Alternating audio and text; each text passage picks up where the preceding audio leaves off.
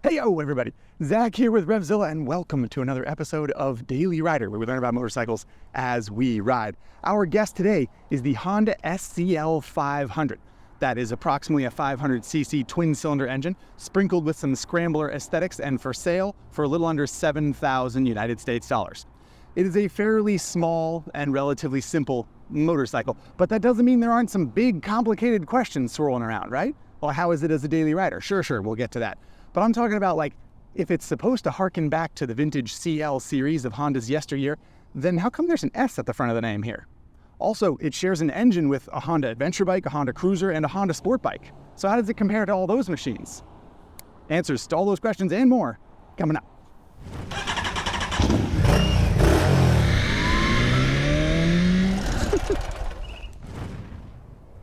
All right, everybody. Before we get going with this Honda SCL500 Daily Rider, a quick reminder that this episode is brought to you by RevZilla.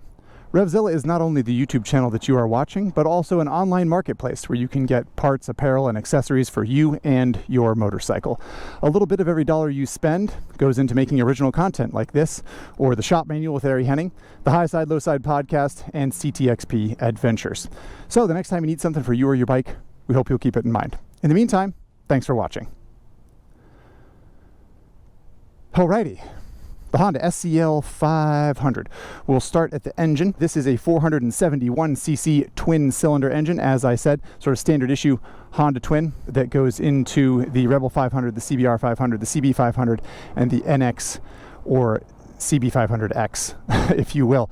So lots of other applications of this engine, which we'll talk about more later. The chassis on the SCL500 is arguably the most interesting part because it is largely Honda Rebel, which is the 500cc cruiser that uses the same engine. If you look at the two bikes next to each other, you'll notice that these slices of the frame, this main spar that comes down here and this one that comes down to cradle the engine, as it is a shared engine, are the same, which makes sense. I think we can agree. But as the subframe reaches back to cradle the seat, that's where the bike gets to be a lot different. The Rebel frame comes down, scoops much lower because it has a much lower seat, and offers a little bit less space behind the engine and sort of a less substantial platform in the back for hanging a big muffler and for the seat.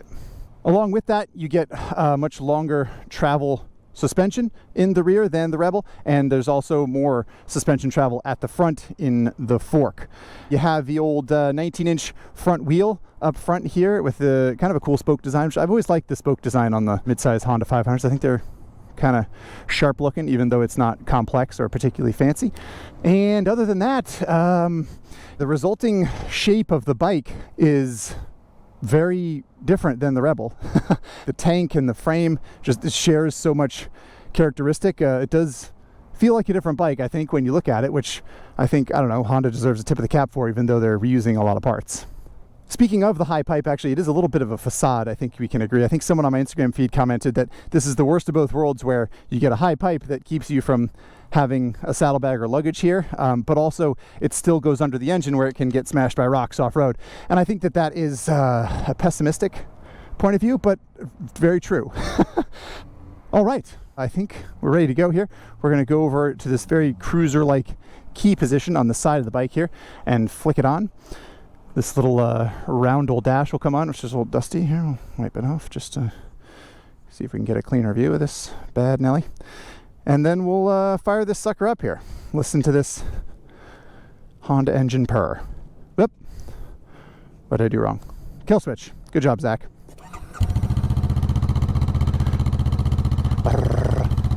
This is, of course, a 180-degree crank, as it's known, so the pistons go up and down in the cylinder like this, and it gives it a much different sound than a 270 crank engine, such as a Honda Africa Twin or a Triumph Bonneville, something like that. All right, let's do it to it.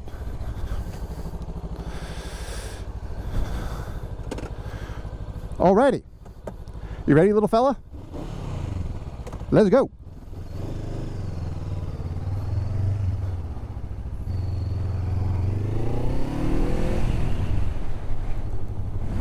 All right, everybody, let's talk about some specs while we have a moment here. It is a 3.2 gallon fuel tank, and when it was full, it tipped the scales at RevZilla West at 425 pounds. which is not super tiny small for the size of the motorcycle, but pretty small, I would say. And that combines along with a 31.1 inch seat height, which is only about an inch taller than, say, a Honda Grom or something like really truly small. It's narrow in the middle, but not crazy narrow. Because the seat's so flat, I find the standover height to be, I mean, I can flat foot pretty easily at 6'2". I got a pretty good bend in my knee. It's not a big deal or anything, but I think it might feel slightly taller to sit on than the especially low number would have you believe. That is also quite a bit higher than the Rebel seat. Of course, the Rebel seat, I think it was 27.2 or something like that. So it's significantly higher than the Rebel seat and definitely feels different.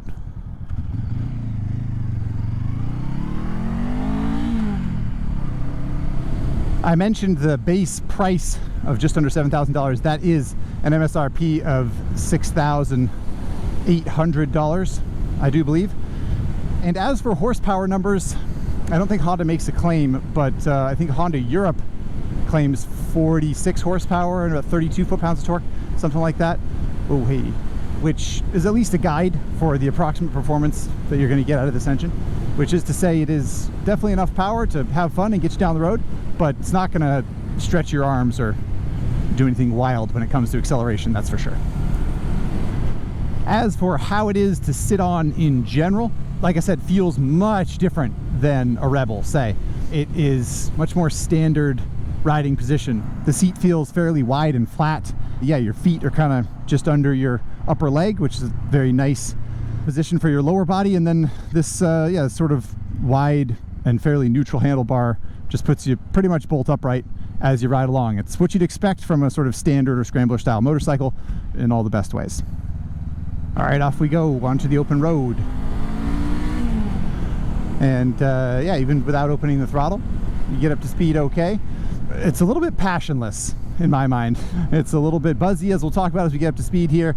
It doesn't make a particularly pleasing sound to my ear, but it's certainly willing, and I think it's actually a really nice amount of power. Not enough that it's going to really get you into a lot of trouble really quickly, but enough that you feel like you're riding a full-size motorcycle. And when you're in fourth gear and you open the throttle on the highway, it keeps up and catches up.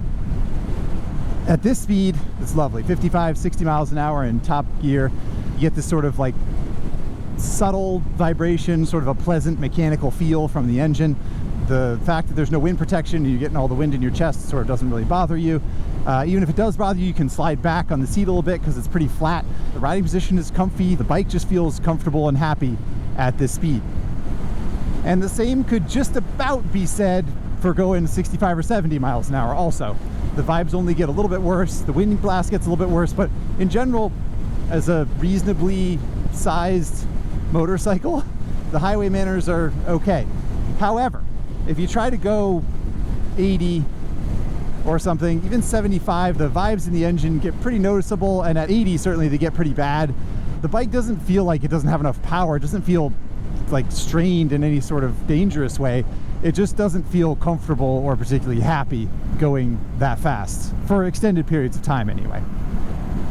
The other piece of feedback I need to give, especially riding scenarios like this, like if you're going to slog down the highway for a while, is that the SCL seat is pretty stiff.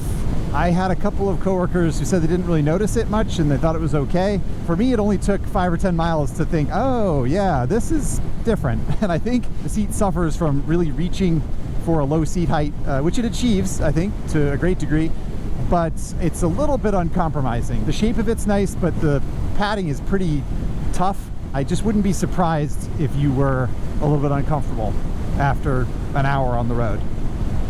Which is a good dovetail into the conversation about how the Honda representative who loaned us this motorcycle gave us an accessory seat, which is 1 inch taller, and I tried it, and it is much more comfortable.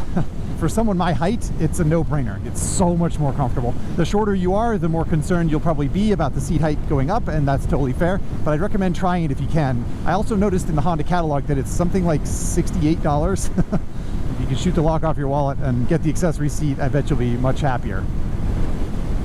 On the topic of fuel consumption, I mentioned the fuel tank is 3.2 gallons, which is fairly small for a fuel tank, but I also just complained about how it's not great on the highway. So you might not be going super long distances, but even if you are, my fuel mileage figures were around 60, high 50s mostly. If you ride the thing politely and get 60 miles to the gallon, then a few gallons of gas on board doesn't seem like much, but yeah, you're gonna be able to go 150 miles or so before you need gas, which is sort of in line with what I'd expect for a motorcycle of this design ethos. Last thing we like to talk about on this stretch is mirrors, and I think the mirrors on this bike are very Honda in so much as that they're pretty smooth despite getting a decent amount of vibes from the engine at certain engine revs. They're pretty smooth, they're nice and round and vintage looking, which is, you know, the sort of a scrambler thing. I think they're not quite in the right position though. I would have put them out another 2-3 inches, and I don't think that would have made a huge difference in the way the bike looks, and I think it would make them a lot more functional. I'm a little surprised actually that Honda would choose to put them where they put them. They're reflective. You can see behind you. It's not that bad. Okie dokie. Here we go into the neighborhood section and our stop sign challenge, where we try to get 0 mile per hour stops without putting our feet down. And I failed the first one, which is unbecoming and not super reflective of the SCL500. It's very light to the touch, not super heavy in general. It's got a nice big wide handlebar, which makes for a nice commanding feel. It's got a cable operated clutch that gives you good feel for the engagement point. It's got a lot going for it, is the point. So come on, Zach, get a foot of stop in. There we go. That's a nice clean one. Now that I got one in the books, I can complain a little bit about the SCL500, particularly the fueling. The throttle response is predictable, but a little difficult. More difficult than I would like to see from a bike like this, to be honest. Dang it. I think that especially at high RPM, like not even high RPM, but like instead of shifting to third, I'm just going to leave it in second here, and if I roll off and on the throttle, I get this like real it's easy to make the mistake without really giving it very much input, and that's kind of frustrating. And I find myself often running sort of a gear high. Nice, got another one. And instead of being in second gear going that speed, I go in third, just because with the engine lugging a little bit, that on-off herky-jerkiness is a little bit less noticeable. And I guess the last thing I'll say on that topic is a little rant here, which is, why not just make it perfect, Honda? Is it equipment? Is it hardware? Is it R&D dollars? Is it hard to make the fueling really good? Because it feels like Honda will just sell more motorcycles if you make the fueling really good, and it'll just be like good for motorcycling, right? Rising tide lifts all boats. Why not just make the fueling really, really good? It's frustrating that it's like that, in my opinion.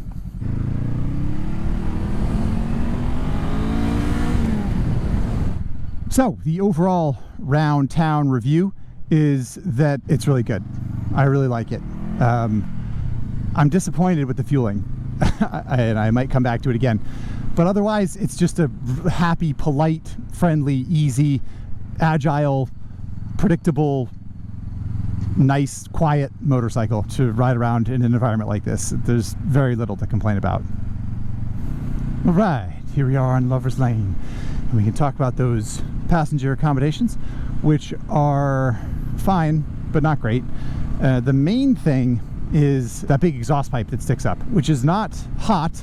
Honda would never let a passenger be burned by an exhaust pipe, so don't worry about that. But it is bulky, and it does kind of get in the way of the passenger's leg a little bit, and it makes the foot peg position a little bit awkward, and it's not a particularly comfortable seat to begin with. So the passenger accommodations are adequate, but not notable for being better than you'd expect for a bike like this. And of course, the pipe is a fairly major caveat there.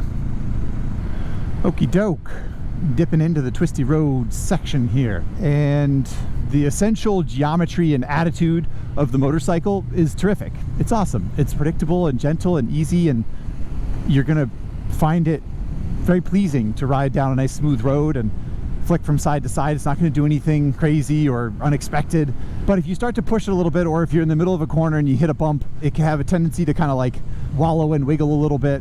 the suspension is pretty budget, right? It's not an ultra high spec or fancy motorcycle that has a lot of poise when it comes to performance riding. But as far as the foundation of the motorcycle and is it enjoyable to do stuff like this? Yeah, absolutely. Just if you want to go fast, you probably need, or you're going to want, a different bike. But while I ride into the sun here, actually, this is a good time to talk about the dash, which is not easy to see when the sun is in your face or behind it. Now that the sun has pivoted around and is behind me, the dash is just fine. I think it's a design problem. Ultimately, it's not an amount of brightness that you can adjust or not adjust in the dash that's going to fix it. It's just the contrast isn't appropriate, but it's a surprising quirk for a bike like this to have, again, coming from Honda. All right, let's listen to this sucker purr for just a second, shall we? Whoop, hit the rev limiter in first gear. It's got an amount of energy, but not much. All right, we got a red light. We can talk about brakes. Here we go, jumping on the binders. There is enough braking power, I would say, but not too much, and too much is how much braking power you want, basically. It's a pretty big Nissan caliper there, but there's only one disc, and you know, ultimately it's not a super fast motorcycle, so the one disc is okay. I think any motorcycle that weighs more than 400 pounds, to me, you're just sort of like, let's put two discs up front. Unless it's a cruiser. We talked about before the Honda Shadow and one other bike that we covered. Anyway, where there's not enough front grip, then that's a whole different podcast. But the point is, I wouldn't mind seeing an extra disc up there, especially since I think a couple of the other Honda 500s do have twin discs on the front. Off we go. And because we got the right lane choice here, we can maybe hit our little urban jump here, huh? A little tree root jump, 45 miles an hour on this cheap suspension I was just talking about. Pretty good airtime there on the old scrambler. You know, so if you want to hit little jumps like that, then you might find some joy. You can feel there's just not very much damping though, compression or rebound. It's just really loose, which I think in general makes for a nice comfortable ride, but that's why it doesn't feel ultra premium when you hit a bump in the middle of a corner or, you know, hit a big tree root jump like a jackwagon like I just did. All right, another red light, and probably time to talk about the dash at this point. That's actually not a bad, so the sun's over there. The dash visibility is poor when it's backlit, like I said, so if we go like this, I can barely see it. If we go like this, I can see it just fine. I don't know how you can see it right now, but there is time at the top. There are some trip meters here, which you can adjust with this bouton, I believe. Trip A, trip B, and then an odometer. And then at the bottom there, you got a fuel gauge. And that's pretty much it. Now, yeah, if you hold down these buttons, you get to the clock adjustment and the brightness adjustment. It's a very simple dash. There's not much to it. There's no tachometer. There's no mumbo jumbo on there for cruise control or heated grips or traction control, because none of those things exist on this bike. And in some ways that's just as well, right? I wish it was easier to see, but in general I think the dash is nice. It gets the point across, and you know, it's sort of like appropriately basic and Spartan for what the motorcycle is. Probably won't be a huge surprise to you that if you were to ask me the question of, Zach, should I buy that motorcycle just for the engine, the answer would be no. No, the engine's not the reason to buy this motorcycle. There are some other reasons. The engine's not one of them. So coming to the end of the ride here, and a good time to circle back to some of the questions I proposed in the beginning. Well, first of all, the reason I'm told that the SCL500 is the SCL500 and not the CL500 is that Mercedes has a CL500 and you can't poach names in the same or adjacent industry, so I'm told. As for whether or not this is a good daily rider, well, we still have a little bit of the show left to discuss how and why, but yes, definitely. I hope that's come through in one manner or another.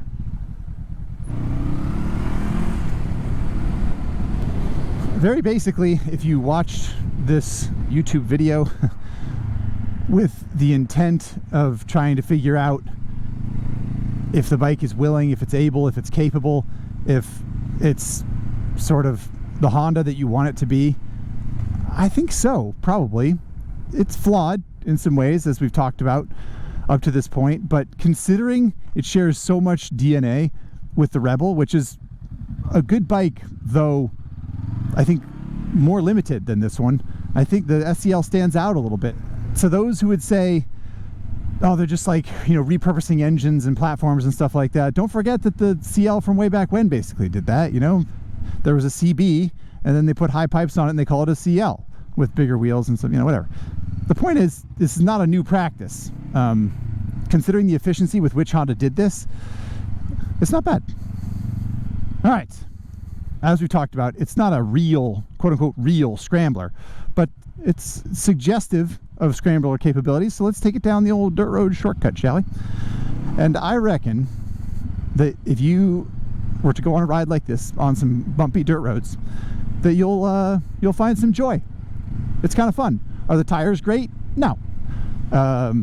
Is there a lot of like electronics to help save you aside from ABS, which seems to work pretty well? No, not really. But will you feel a little bit more comfortable, a little bit more in command because you're sitting upright, because you got this wide bar than you might on another Honda 500 model or even another motorcycle? Yeah.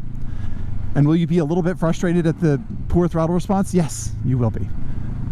But I think in general you'd be pretty happy. It's a happy little bike. A dirt road doesn't change that. Okie doke, so let's see if it does a wheelie now. Let's try second gear. That's optimistic, but we'll give it a try. No, probably not. So let's do first gear. I think we'll get a wheelie in first gear. There we go. Yeah. Oh, we got it in the second. Nice. Good wheelie there, SCL. Might have even got third, but I think that would be pushing the limits of my skill for sure. Okie doke, as for backing it in, it has pretty restrictive ABS, but if you just work past that a little bit, you can get a little... you gotta load the front end pretty hard. It's not a hooligan machine at heart, right? You won't be surprised to hear that. But, you know, it holds some joy. Here we go. Here we go. That's pretty good. Wow, look at the fleet of bikes out there, everybody. Look out. R1 GS 1390 Super Duke. All past Daily Rider contestants sitting there. Finally, we've got some spaces to do the U-turn challenge. This trailer is harshing our groove a little bit, but we'll get as close as we can, and we'll go, and then we'll, oop, I screwed up. Okay, and we'll go full lock left, feet up, and yeah, I mean under 2 parking spaces easily. It's good. It's good. It's got good parking lot manners. Aside from that fueling, it's very easy to ride in a situation like this. Easy to ride in general. It's got kind of soggy suspension and soft brakes and a stiff seat, and it's imperfect in plenty of ways. But it's still the gateway to a lot of joy, I think. I had fun with it. It doesn't sound very cool, in my opinion. But that's just my opinion, you know? Your opinion, totally different thing. Which leads us into our Instagram questions. Let's do some of those, shall we? Okie doke. So first of all, we're going to cover what I brought up in the beginning of the show, which is also brought up by Darnell Drums Jazz, who says there's this SCL500, a Rebel 500, the CB500X or NX500, the CB500F, and it doesn't even mention the CBR 500, all of which are Honda 500s.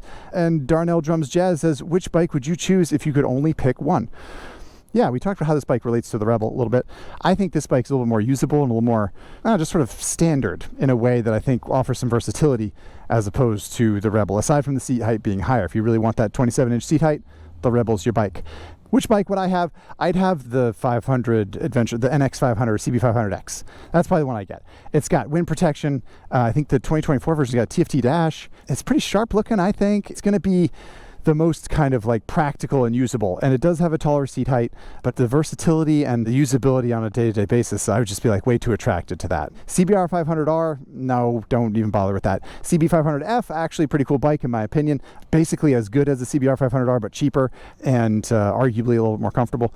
And I think this one's in the range there with the CB500F. The Rebel and the Sport Bike CBR 500R, I would put on a lower rung, with the SCL and the CB in the middle there, the silver metal, and then the Adventure bike would be the one that I would have. Good question. I like that. Another comparo question here from Cousin Mike, who says, how does this compare to the Royal Enfield Interceptor 650 in terms of character and capability? Well, a couple things. The Royal Enfield, first of all, I think is just a lot better looking. It's like actually has a real sort of vintage look and feel. It sounds better. It has a lot more character and is just a lot more suave, I think.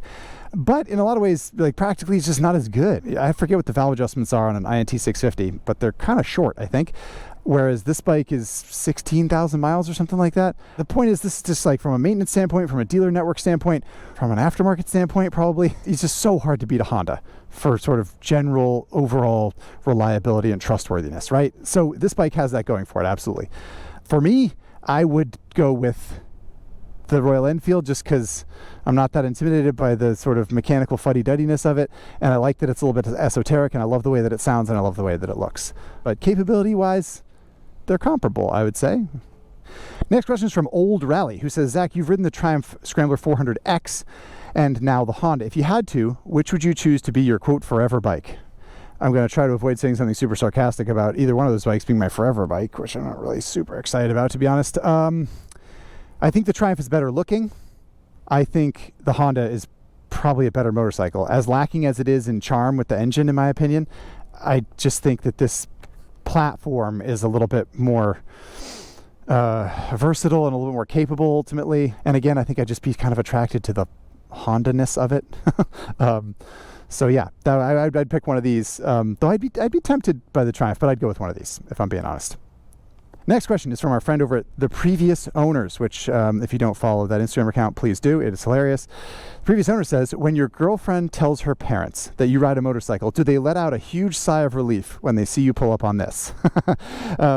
So if you're familiar with motorcycles, you will understand the Previous Owner's sarcasm here, which is that this bike is a little bit soft, right? Like we talked about with the brakes and the suspension. Its character is also a little bit, it's not going to own the room, right? And so the implication, of course, is that your girlfriend's parents know about motorcycles and they'll see that and be like, oh, whew, I thought it was a scary motorcycle, but it's just this lame little Honda, so he's probably fine. That is a funny comment to make, which is why I saved it, because it made me chuckle.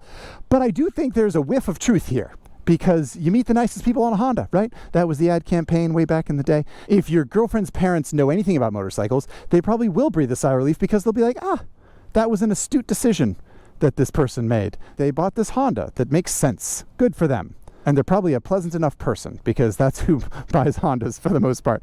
The good news is that don't worry about what your girlfriend's parents think. They don't know anything about motorcycles. Next question is from Griff Rides, who asks, if this bike went to the zoo, which animal would be its favorite? It was a fun take on the sort of allegorical question here, which is sort of like, if this bike were at a zoo, like which animal would it look at and think, yeah, that's my spirit animal right there.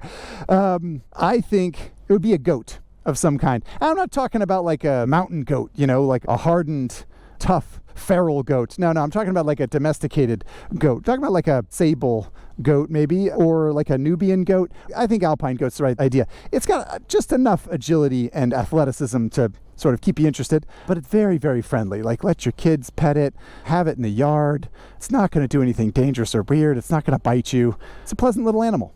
That's my answer for my very limited knowledge of goats, having grown up with them. That's it, everyone. Those are all the questions. I'm going to put this sucker on the Daily Rider leaderboard, and you're not going to want to miss that. So stay with me. Okie doke, everybody. Here we are inside. It's a real hornet's nest in here. We got lights and ninjas and more lights and cameras, and we're interrupting shop manual filming briefly here. I think they're talking about suspension. I don't know when it goes live or anything, but stay tuned. Lots of interesting stuff happening here, let me tell you. More to the point here, we got a Honda SCL500 ready to go on the board. Friendly reminder of what's at the top here. We got a BMW R1300 GS up top. We got a KTM 890 SMT in second and a KTM 1390 Super Duke in third place. I said a couple times during this ride that it's a good daily rider, this Honda SCL. There are a couple little things I forgot to mention. One thing which doesn't matter that much one way or the other really, that I noticed that I thought was interesting is that it doesn't say SCL500 on that bike anywhere. It says Honda on the gas tank, and I think that's the only branding on the whole bike, which I think is a little odd, but also I kind of appreciate the simplicity of it. It's just sort of like, it's a Honda and it looks like this. What's it called? You figure it out. Also, I meant to provide a more detailed summary of the changes to the rear suspension and the rear subframe on the SCL versus the Rebel. And it goes something like this. I don't remember the exact numbers for the Rebel seat height, 27.2 inches maybe, and the SCL seat height of 31.1 inches. And then the rear suspension, I think, went from 3.7 inches of rear suspension travel on the Rebel, I believe, to 5.7 inches of rear suspension travel on the SCL500. So you are suffering a little bit by a higher seat height, but you should expect to feel a big difference in the ride quality and general travel on the back of the bike, which is something I meant to bring up during the ride. Back to the board here. Where do we think the SCL is going to fall here? I think it might be good to talk about the Triumph Scrambler 1200X, right? Here's a big old scrambler. Also did not like the seat on this bike, but kind of similar in some ways. Scrambler 1200X from Triumph, a lot more expensive, of course. Certainly the SCL500 from Honda is more approachable, I think, and that's worth something. But ultimately, Scrambler 1200X from Triumph is a better bike. And that kind of goes for all the bikes up here. Arguably, a more interesting comparison might be down here somewhere with your Kawasaki Ninja 500, Ducati Hyper 698. Like, this bike is down the list because it's tall and it's sort of very kind of siloed and pointed in one direction and not super accommodating if you don't want long suspension and a tall seat height on a big, tall, rowdy dirt bike, basically. Kawasaki Ninja 500. What is wrong with that bike exactly? Not very much. It also has a very light clutch, as the Honda does. It's also pretty approachable. It's also not too fast, but it's just fast enough. I think the Ninja 500 has fewer problems than the SCL. I think I might recommend it above an SCL 500. You know, unless someone like really just wants that aesthetic, then sure. All right, I'm doing my usual thing where I'm stalling a little bit here. So we're gonna go here, between the Kawasaki Ninja 500 SE and above the Ducati Hyper 698 Mono. The Hyper 698 Mono is obviously a better bike, Zack, than an SCL 500. Are you crazy? It's got more horsepower, it's got better brakes, it's got electronics. How could you say that? The Honda SCL 500 is charming because it's so simple, because it's not very expensive, because it's so approachable and so easy and so agile and friendly, ultimately. And friendliness does have some bearing on the daily rider leaderboard. Sitting next to each other in a garage, I'm probably taking the Ducati more often than not. At 6'2" and riding my whole life, that's the bike I'm taking. But I might be more likely to recommend an SCL 500 at the end of the day, provided that day is today.